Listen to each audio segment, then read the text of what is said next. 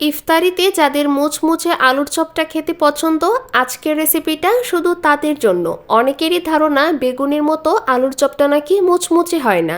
বেসনের গোলায় কোনো রকম কর্নফ্লাওয়ার ছাড়াই শুধুমাত্র একটি টিপস শিখিয়ে দিব, যে টিপসটি ফলো করে আলুর চপ বানালে আলুর চপ থাকবে দীর্ঘক্ষণ মুচমুচে। এবং এই রেসিপি ফলো করে আলুর চপ বানালে শুধু ইফতার না, সারা বছর এই আলুর চপটা খেতে ইচ্ছে করবে।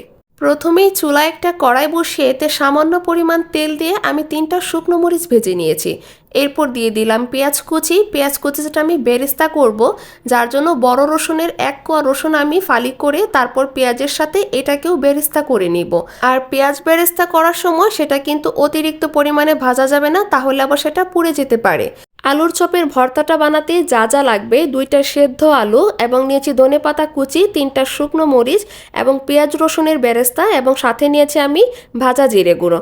এখন ভর্তাটা বানিয়ে নিব। আর এখানে একটা টিপস শিখিয়ে দিচ্ছি, ভর্তা বানালে যাদের হাত জ্বালা পোড়া করে তারা কিন্তু মরিচটা ভাঙার আগে হাতে যদি একটু সরিষার তেল মাখিয়ে নেন, তাহলে কিন্তু হাত জ্বালা পোড়া করার সম্ভাবনা একদমই নেই। যে কোনো ভর্তা বানাতে গেলে অনেকেরই কিন্তু হাত জ্বালা পোড়া করে থাকে, বিশেষ করে আলু ভর্তাটা মাখাতে গেলে আমাদের অনেকেরই হাত জ্বালা পোড়াটা হয়। তাই এই টিপসটা ফলো করে যদি এখন থেকে ভর্তা বানান, তাহলে আশা করি আর জ্বালা পোড়া করবে না। আমার যেহেতু আলুটা ম্যাশ করা হয়ে গিয়েছে, তাই এখানে আমি ভাজা জিরে গুঁড়োটা দিয়ে দিব। এখানে অবশ্যই ভাজা জিরে গুঁড়োটা দিতে হবে, কাঁচাটা দিলে কিন্তু ফ্লেভারটা ভালো আসবে না।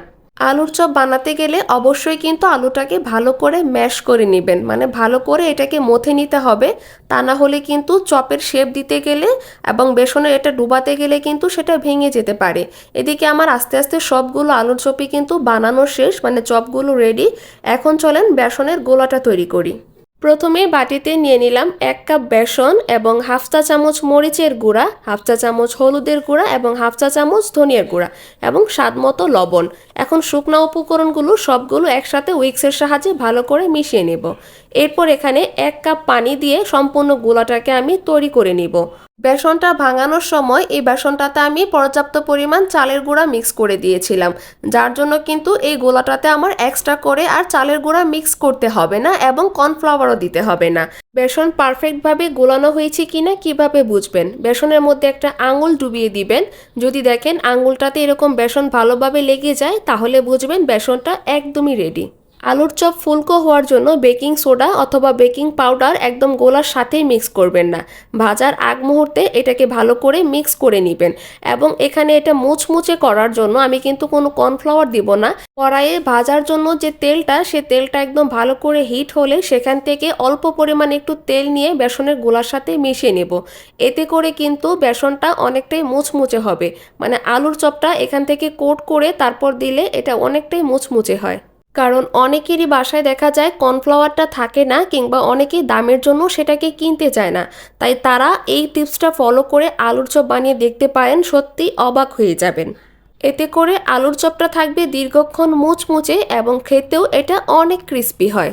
যে কোনো ফ্রাই জাতীয় আইটেম ভাজা পোড়া যত আইটেম আছে, সেগুলো ভাজার সময় যদি চুলার আঁচটাকে একদম মিডিয়ামে রেখে তারপর এটাকে আস্তে আস্তে ভাজেন, তাহলে কিন্তু এটা খেতে এমনিতেও অনেকটা মুচমুচে হয়।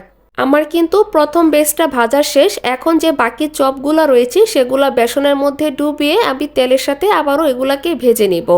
আলুর চপটা বানাতে গেলে অনেকে আছেন বেসনে হাত ডুবিয়ে সেটাকে ইজি ফিল করেন না, তারা কিন্তু চাইলে একটা কাঁটা চামচ অথবা একটা স্পুনের সাহায্যে সেটাকে বেসনে ডুবিয়ে তারপর তেলে ছেড়ে দিতে পারেন। এতে কিন্তু হাতে বেসন লাগার কোনো চান্সও নেই এবং বারবার পানি দিয়েও হাতটা ধুতে হয় না। এবং ফ্রাই জাতীয় আইটেম তেলে দেওয়ার সময় যখন উল্টাবেন, তখন এরকম একটা কাঁটা চামচের সাহায্যে এগুলা উল্টে দেবেন, তাহলে দেখবেন খুব ইজিভাবে এগুলা উল্টানো যায়। এবং একটু সময় ধরে এগুলা ভেজে নেবেন, তাহলে অনেকটাই মুচমুচে হবে। এদিকে আমার সবগুলো আলুর চপ ভাজা শেষ। আমি তেল থেকে এগুলো ভালো করে ঝেড়ে তারপর উঠিয়ে নিয়েছি। আজকের রেসিপি ফলো করে যদি বাসায় একবার আলুর চপ বানান, দেখবেন খেতে অনেকটা সুস্বাদু হয় এবং এই টিপসগুলো ফলো করে আলুর চপ বানালে অনেকক্ষণ মুচমুচে থাকবে। রেসিপিটি ফেসবুক থেকে দেখে থাকলে পেজ ফলো করে রাখতে পারেন, ইউটিউব থেকে দেখে থাকলে সাবস্ক্রাইব করে রাখতে পারেন। আল্লাহ হাফিজ।